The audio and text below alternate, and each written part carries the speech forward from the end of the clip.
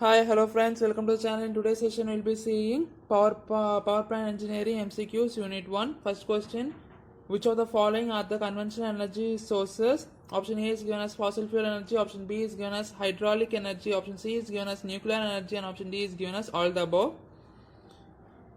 Option number A, B, and C. Fossil fuel energies, hydraulic energy, and nuclear energy can be used for commercial purpose, so it's coming under the category commercial energy sources. Fossil fuels, the energy coming from coal, petroleum, that energy is called as fossil fuel energy. Hydraulic energy means energy coming from water, hydroelectric power plants. And nuclear energy, you all know, we have many nuclear power plants in our country, that is Kudamkulam power plant, and we have Tarakpur power plant. So I'm going with the question option number D, all the above. Which of the question number 2, which of the following are non-conventional energy sources? Option number A, solar energy. Option number B is given as wind energy. Option number C is given as tidal energy, and option number D is given as all the above. The question asked here is, which of the following are non-conventional energy sources? Solar energy, wind energy, and tidal energy. We can't get energy in large amount, so it cannot be commercialized. So we are going with option number D, all the above. All the three, solar energy, wind energy, and tidal energy, comes under the category non-conventional energy sources. So I am going with option number D, all the above.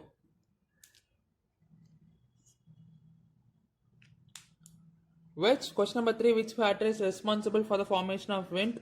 Option number A is given as sunlight. Option number B is given as rotation of earth. Option number C is given as any one of these, and option number D is given as none of the above. The factor which is responsible for the formation of wind is sunlight and rotation of earth. So I am going with option number C, any one of these. Question number 4. Tides are generated mainly due to, option number A is given as gravitational attraction between earth and the moon. Option number B is given as wind. Option number C is given as rotation of earth, and option number D is given as none of these. Tides are mainly generated due to gravitational attraction between earth and moon.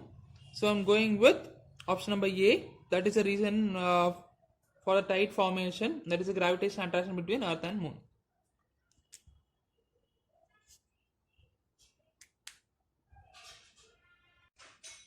Tides arise dash times a day in the mid-ocean.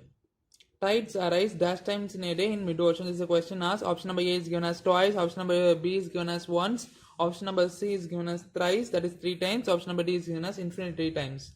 Tides arise generally twice times a day in the mid-ocean. So I am going with option number A, twice.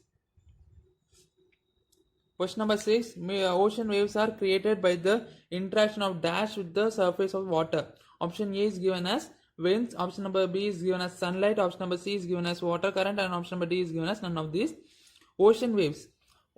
When you are standing in the ocean, there will be waves. What is the cause for the formation of waves?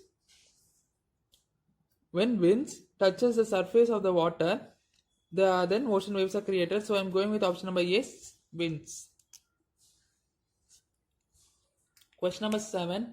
Wave energy is the energy of interchanging dash and dash of the wave. Option number A is given as potential energy and kinetic energy. Option number B is given as kinetic energy and kinetic energy. Option number C is given as kinetic energy and potential energy. Option number D is given as all the above. Wave energy. Wave is the energy of interchanging of potential energy of water to the kinetic energy. So I'm going with option number A, potential energy and kinetic energy. Kinetic energy and potential energy is the wrong option, because potential energy is converted to kinetic energy and not kinetic energy is converted to potential energy. So I'm going with option number A, potential energy and kinetic energy.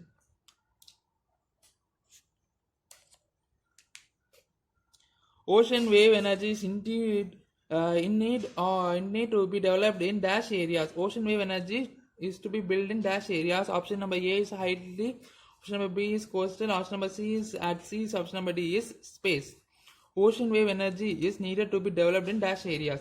Where will be getting ocean? We'll be getting option number B or C, at coastals or at seas.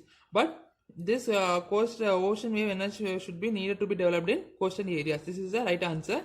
In hilly and space, you won't find ocean, so the option number A and B, D will be eliminated at the 5 side of view of this question. Option number B and C's will be slightly tricky.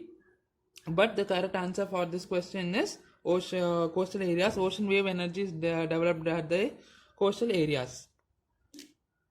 So I'm going with option number B, coastal. The factors that affect the air standard efficiency of a diesel cycle. Option number A is given as compression ratio. Option number B is given as cutoff ratio. Option number C is given as both A and B, and option number D is given as none of the above. The factors that affect the air standard efficiency of diesel cycle. A is compression ratio and B is cutoff ratio. These two factors affect the air standard efficiency of a diesel cycle, and so I'm going with option number A and B.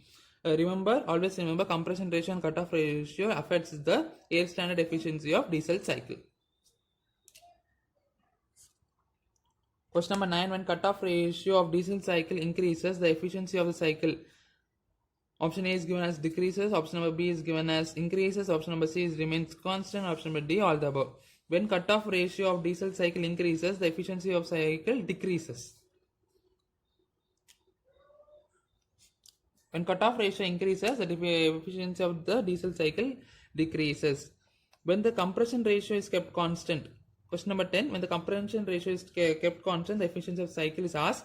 When cutoff ratio increases, the diesel cycle's efficiency decreases. But when the compression ratio increases, the diesel cycle efficiency increases. But this is a tricky question. The question number 10 asked is a tricky question.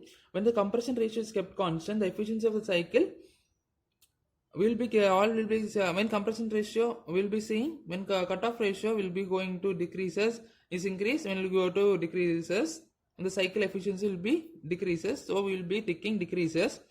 When in compression ratio is asked, we'll be thinking when compression ratio is kept increases, the efficiency of the cycle increases, and we'll be keeping that in the concept in the mind, and we'll be going to tick the option number B asked.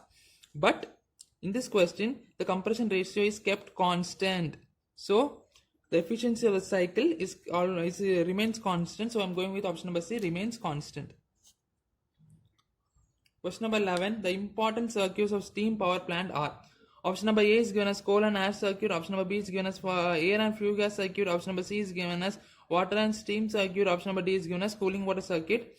So and option number E is given as all the above. The important circuits of steam power plant are coal and ash circuit, air and flue gas circuit, water and steam circuit, and cooling water circuit. So I'm going with option number E, all the above. All the four are important concepts in important circuits in steam power plant. The characteristics of steam power plant are: produces high energy, reduces. Option number A is given as produces high energy. Option number B is given as reduces water requirement. Option number C is given as highly reliable and available. Option number D is all the above. Yeah, steam is produces high efficiency, reduces water requirement, highly reliable and available. So I'm going with option number D, all the above. Question number 13. The components of Rankine cycle are. Option number A is given as boiler. Option number B is given as turbine. Option number C is given as condenser. Option number D is given as pump. And option number E is all the above. The components of Rankine cycle. In Rankine cycle, we will be using a boiler, a turbine, a condenser, and a pump. So I am going with option number E, all the above. Question number 14. The methods of reheating are. What are the methods carried for reheating? We can supply. Option number A is given as flue gas reheating. Option B is given as live steam reheating. Option number C is combined flue gas and live steam reheating. For reheating, you can supply a flue gas that is coming from the combustion chamber, and you are going to pass through the water that is entering. We can get an efficiency, that is one type of reheating. And live steam heating, we can directly heat the steam that is entering. So in both categories it can be used, and we can be using both flue gas and line steam heating. So I'm going with option number D, all the above. All the three are.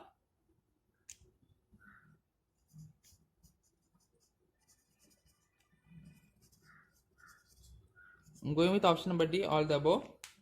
All the three are the methods of reheating. Question number 15. The advantage of reheating cycle over Rankine cycle is. Question number A is given as thermal setup in the boiler are minimized. Option number B is given as the advantage of regenerative cycle over Rankine cycle is. Option number A is given as thermal stresses setup in the boiler are minimized. There is when the thermal stress is developed in the boiler, they can be minimized. This is the advantage of a regeneratory cycle over Rankine cycle. The thermal efficiency is improved because of the average temperature of heat addition is increased. This both A and B are the advantage of regenerative cycle over Rankine cycle. Hence, regenerative cycle is act as a dominant over Rankine cycle. So I'm going with option number C, both A and B. Hope you like this MCQ session today. For more videos, stay tuned in this channel, subscribe to the channel and share with your friends and relatives. Thanks for watching guys. Bye.